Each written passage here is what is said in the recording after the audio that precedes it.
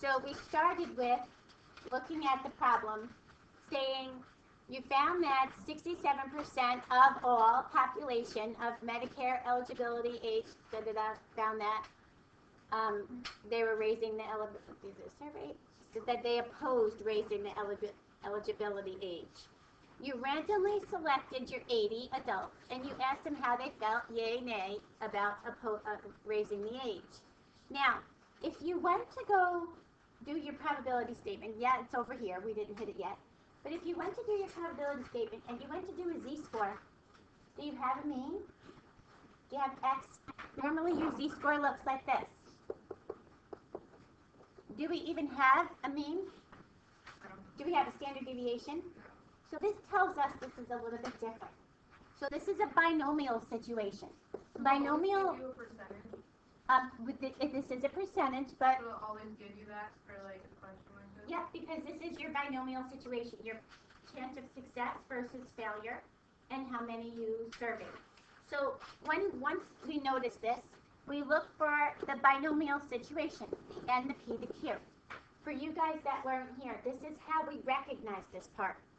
So N is 80, my probability that this is happening, success. My 1 minus my P, probability of failure. So once we have this part and we say, oh yes, this is a binomial situation and my x goes from 0 to whatever, 80, I can start looking at what I need to look at. Now the first thing we're going to do is this test right here. Before we hit anything else, we're going to see, are we able to use a normal distribution to approximate a binomial distribution? That's what this test does. So the test says n times p greater than or equal to 5, n times q greater than or equal to 5. And as I explained to you guys before, for those that weren't here, when they give us a problem like this, they're not going to give us a 3-part problem and then the test is not going to work, because then they wouldn't have bothered. They just would have asked a little simple problem.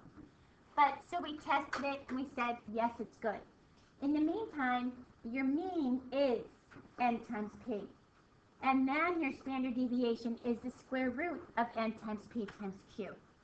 So once you find that your test works, you're going to locate your mean again, because you already did that one, and then you're going to find your standard deviation. Now you actually can start working. So when we hit the probability statement, we start like a normal probability statement. At least means greater than or equal to, but we have to correct this for continuity.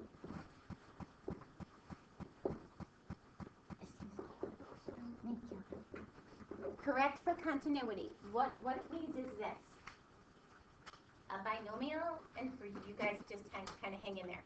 A binomial is an integer, a whole number. Your curve is continuous. So you want to adjust this for a continuous curve. So your rule of thumb is figure out where your numbers are. You're going to start at 65, then go to 66, and so forth. The rule is drop the lower end 0.5. If it's an upper end, raise the upper end 0.5. So in this case, this is a lower end. We drop this to 64.5. So your probability statement will look like this. Will we ever hit a 64.5?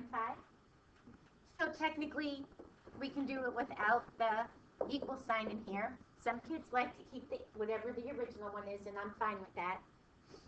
We'll never hit this. We'll always start with a 65. This is the guy that needs to go here in your x minus your mean. That's the big difference. The rest falls the same.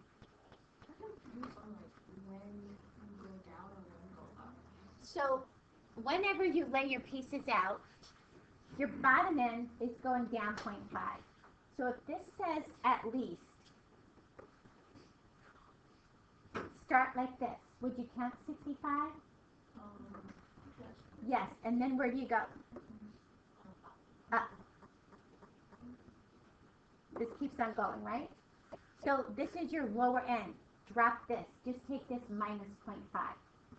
Now, if it was at most, if it said this, at most 65, it means it came from 61, 62, 63, 64, 65. at most 65. This is my upper end. Raise this guy to 65.5. Okay? So kind of lay them out and take a look at them. The rest falls into place. Find your z-score. Again, make your graph according to your standard deviation and your mean.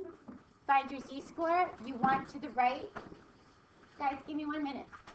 You want to the right, subtract it from 1. Let's just get through this one problem. If it is exactly 50 has a problem. 50 is just one little line like this. So we have to go to the left and to the right. We're going to make it an in-between statement. And for those of you that like the calculator, by all means use the calculator. All you have to do is correct this for continuity, find your mean, find your standard deviation, use your calculator. In between says find your z-scores, find your areas, subtract your areas. And the last one for this is a more than. More than 60 just means, can I use 60? Nope, I'm going to start at 61, 62, drop this guy to 60.5. And more than, again, make sure you subtract from 1. So the rest of this falls into place. It's just testing, can we use it, finding your mean, your standard deviation, and correcting your statement. Tomorrow we'll finish this up.